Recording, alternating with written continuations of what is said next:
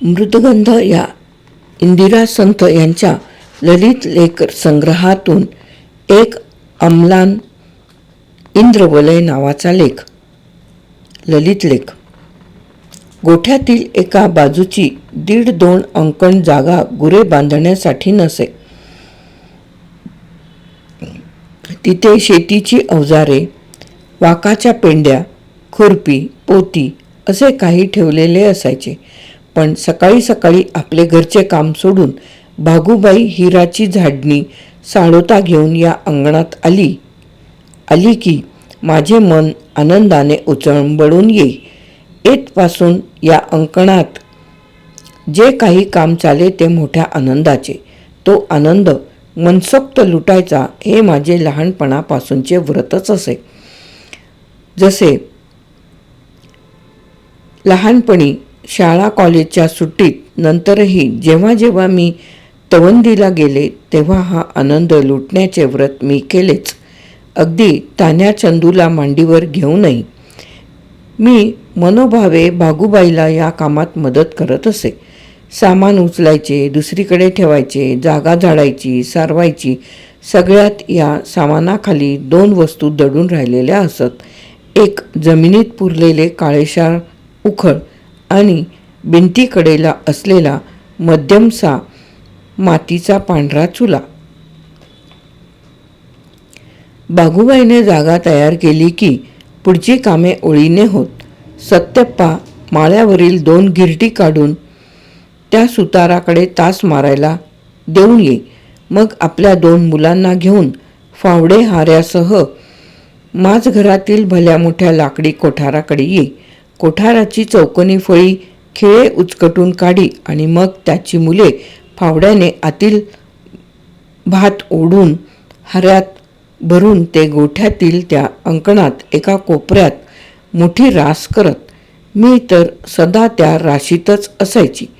आई हाकलायची, अंगाला खाज येईल म्हणायची, पण मी ऐकत नसे. सकाळच्या भाकऱ्या न्याहाऱ्या झाल्या की आईच्या खास मैत्रिणी आणि त्यांच्या लेकीसुना एकामागून एक येत. त्यांना काय कुठे आहे हे चांगले माहीत असे. फळ्यांच्या माडीवरून सुपे, चाळण्या, माळ्यावरून मुसळे, हारे काढायच्या, गिरटीचे खुंटे शोधून घ्यायच्या आणि त्या अंगणात कामाला लागायच्या. तोवर आईने तिथे एक भली मोठी तांब्याची गार पाण्याने भरलेली घागर आणि 5-6 चंबू आणून ठेवलेले असायचे. मला त्यांचे काम काही जमत नसे.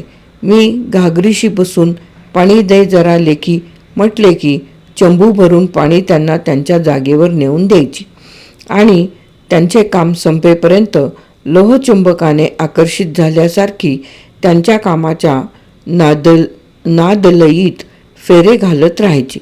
आल्या आल्या त्यातल्या 2-3 सुपे राशीत खुपसून सुपातील धान पाखडायला घेत.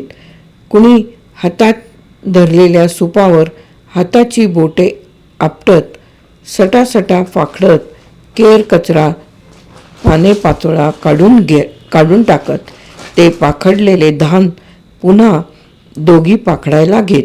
सुपाची अरुंद कडा हातात धरून ते उभे आडवे नाचवत हलवत त्या मोठे खडे जडभारी कचरा घोळून काढून स्वच्छ भाताची रास रचत. या साऱ्या पाखडण्या घोळण्यातील नादमय वलये मला गुंतवून टाकत. सुपांचे उभे आडवे नर्तन, त्यांचा ताल, त्याबरोबर हाताच्या आघाताचा घुमणारा डग्गा या सर्व सहज होणाऱ्या हालचाली, सुपातील धानाचे जे खर्जातील निरनिराळ्या लयीतील वळसेदार जोरकस स्वर, हलक्याशा सागर लाटेसारखे आणि हे घडवणारे ते सावळे गोरे गोंडाळे हात हिरव्या गोंधळाचे, हिरव्या डाळिंबाचे, भरगच्च चुड्याचे, त्या माळणीच्या डोळ्यांच्या पापण्या, मान पाठ दंड यांच्या हालचालीची डोक्यात घेतली जाणारी वलये काय बघू आणि काय ऐकू असे मला व्हायचे. ही रंगाची, स्वराची, तालाची वलये माझ्या मनाभोवती झिलमिल वेढे घालत राहत. सूर्याची किरणे आंब्याच्या डहाळीवर आली की आई लगोलग गोठ्यात यायची, म्हणायची, थांबवा ग बायकांनो, पत्रावळी मांडल्यात. मग ओचे पदर झटकून सगळ्या हात तोंड धुवून टवटवीत होऊन न्हाणीच्या पडवीत येत. हिरव्या पानांच्या पत्रावळीवर लाल भडक लोणचे, 2-2 भाकऱ्या, मध्ये भात, बाजूला दोडकी, वांगी, भोपळा यातील कसली तरी भाजी असे. द्रोणात लाल तेज ढाळणारी आमटी. मीही या पंक्तीत सामील. लहान थोर नाते विसरून चेष्टा मस्करी आणि यल्लूबाईने केलेल्या कांदे मसाल्याच्या आमटीतला खमंग चटका, एक वेगळा स्वादानंद. आईही मला नको म्हणत नसे. मग त्या घरी जात. त्या दाराशी उन्हे आली की परत कामाला येत. भाताच्या 3 राशींची एक स्वच्छ रास होईपर्यंत हा स्वरकल्लोळ 3-4 दिवस चाले. मग एकदम उडून आलेल्या घारीसारख्या त्या अवजड गिरट्या तिथे येत. दोघी एका गिरटीकडे वळत बसायला उंच असा खोडाचा तुकडा.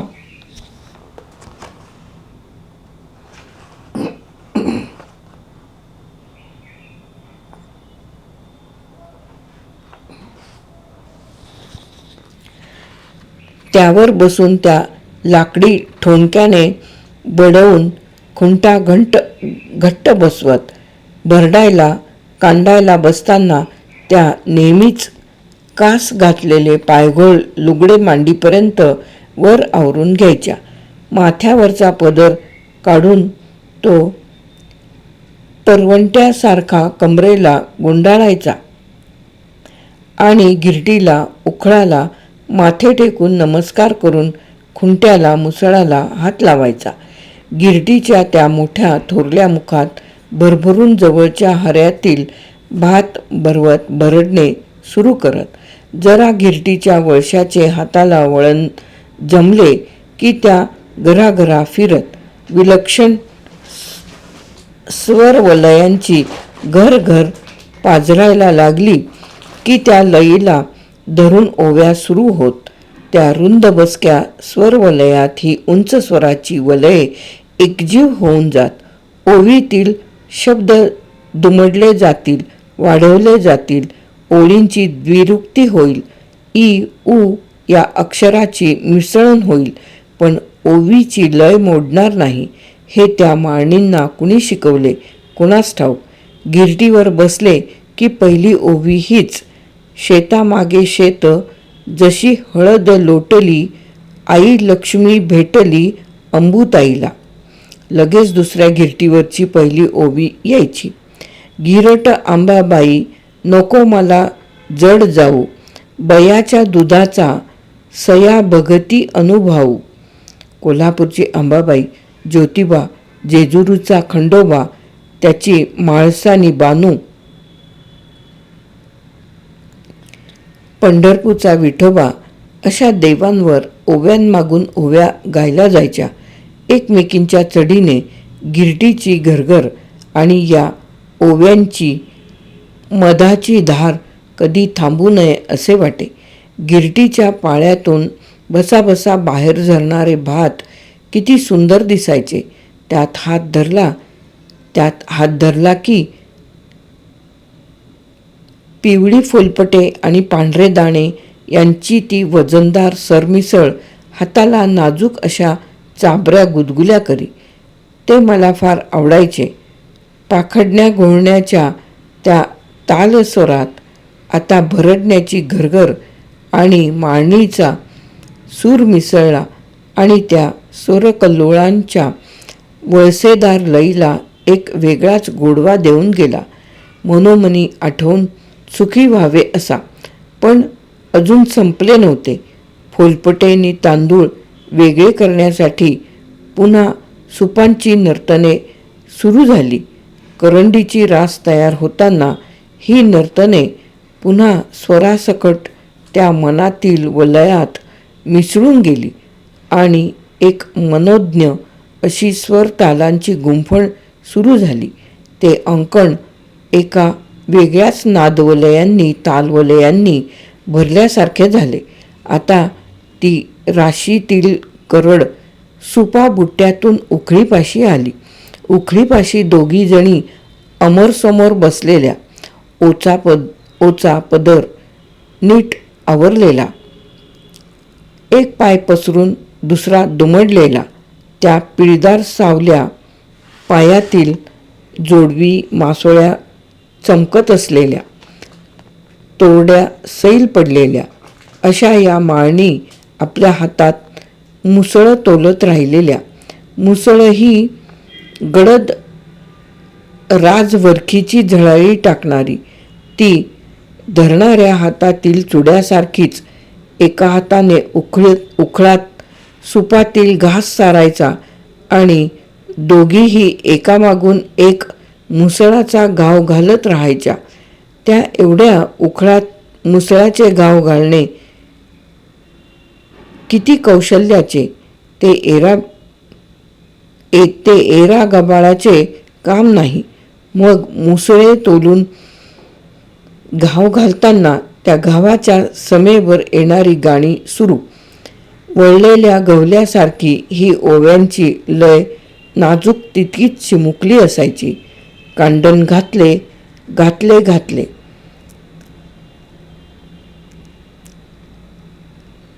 खंडीच्या साळीचे ग खंडी साळी याचे, धर ग थोरले अंबू ग ताईचे कांडण घातले. आणि जेव्हा गात नसत तेव्हा प्रत्येक घावासरशी त्या असे स्वर काढायच्या. ते तर अधिक गोड वाटायचे. ती चाल, तो ताल, ती लय, तो मुसळाचा तोल हे सर्व प्रत्यक्ष पाहिल्याशिवाय आकळायचे नाही. आणि स्वरनादाच्या निर्मात्या त्या मला लक्ष्म्याच वाटायच्या. त्यांचे घामेजलेले लालबुंद पावली एवढे कुंकू, मुसळाच्या खालीवर तोलण्यात डोल घेणारे कानातले डुबे, मुसळाच्या खालीवर तोलण्यात डोल घेणारे कानातले झुबे, नाकातील साधारणशी नथनी, गळ्यातले डोरले, सगळेच शुभदायी सौभाग्यलंकार, अंगावरची 9 तुकड्यांची खणाची चोळी म्हणजे एक विलक्षण रंगसंगम. रुंद पाठीवरचा, गोंडाळ्या दंडावरचा, पुढल्या उभारीचा तो तांबडा गर्द, रुईफुली काठ आणि त्यांना जोडणारी ती खणाची रंगशोभा.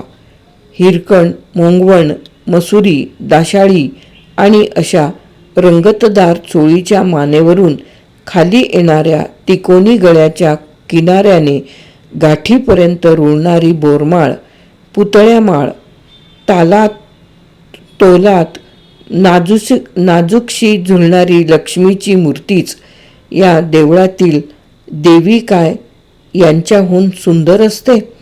हे रंगवलयाचे कांडण संपते तो कोंडा. कणी काढण्यासाठी सुपे नाचू लागतात, चाळण्या गिरक्या घेऊ लागतात. धानाच्या गोल वलयांतून निघणारे स्वर पुन्हा आजवरच्या वलयात मिसळतात. सगळे अंकणच या तऱ्हेतऱ्हेच्या वलय झंकारांनी भारून जाते. स्वच्छ तांदळाची रास उभी राहते. काम संपते. तारेवरची रंगदार स्वरदार पाखरे उडून तार एवढ्या मोठ्या आभाळाखाली सुनी सुनी वाटते. पण माझे मन अजून त्या अंकणातच असते. त्या अंकणात सामावलेले रंगबावरे नर्तन, ती स्वरलय तालाची मनोज्ञ वळणे, हे सर्व त्या मुक्तांगणात उमटलेले इंद्रवलयच वाटते. चुड्यातील रंगदार बांगडीसारखे, पण स्वयंभू, म्हणूनच सुंदर आणि अम्लान. इंदिरा संत यांची एक अम्लान इंद्रवलय नावाचा इंदिरा संत यांचा एक अम्लान इंद्रवलय नावाचा ललित लेख येथे समाप्त.